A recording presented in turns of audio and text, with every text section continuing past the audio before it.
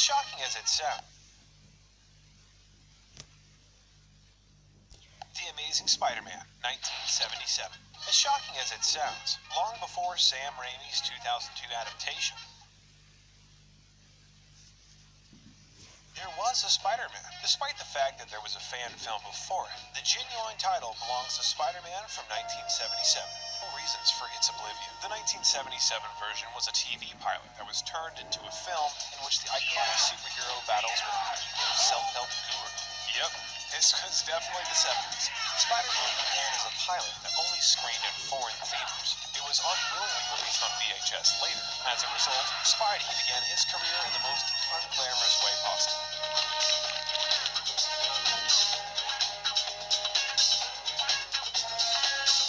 Spider-Man Strikes Back, 1978.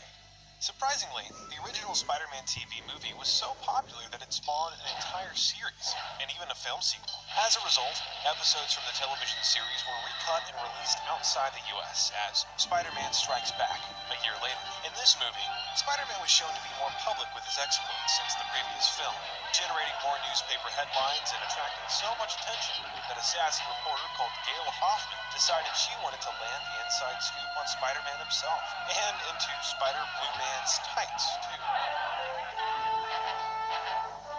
Who's next? Spider-Man 2002. The original Spider-Man was a gigantic cinematic undertaking that took 17 long years to come to fruition. Surprisingly, iconic director James Cameron came very close to making his own version of the movie in the 90s. Cameron wrote a 57-page script outlining his vision, and Stan Lee, Spidey's co-creator, gave his blessing to the filmmaking. But Carolga Studios' bankruptcy put a stop to those plans. The alterations didn't stop here. Green Goblin was also not the first option for the web-slinger's opponent. Original drafts featured Dr. Octopus as the antagonist, but screenwriter David Koepp introduced the Green Goblin when Sony began crafting its version, which director Raimi preferred. Spider-Man 2, 2004. Although Spider-Man 2 is usually regarded as one of the best superhero flicks, many fans would be startled by the bizarre elements that went into making it. In the original film, Doc Ock was going to team up with the Green Goblin to take on Spider-Man. However, because the film already had too many moving elements, Sam Raimi decided against it, and he was introduced in Spider-Man 2. Even though Tobey Maguire was set to be replaced by Jake Gyllenhaal due to Tobey's concerns over his back injuries sustained during the shooting, he eventually ended up coming back. Get it? And even performed most of the stunts himself.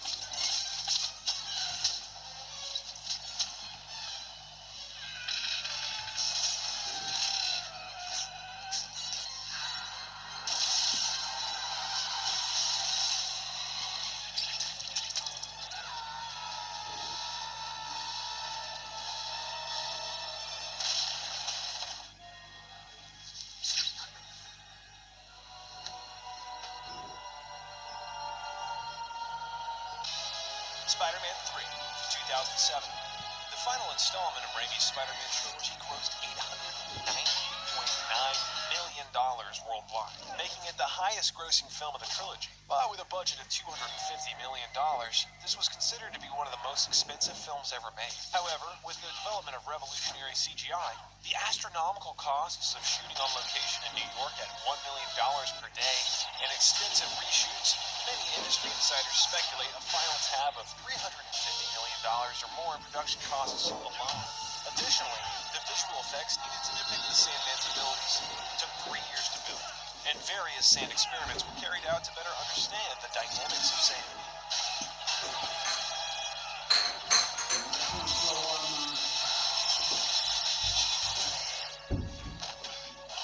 The Amazing Spider-Man, 2012.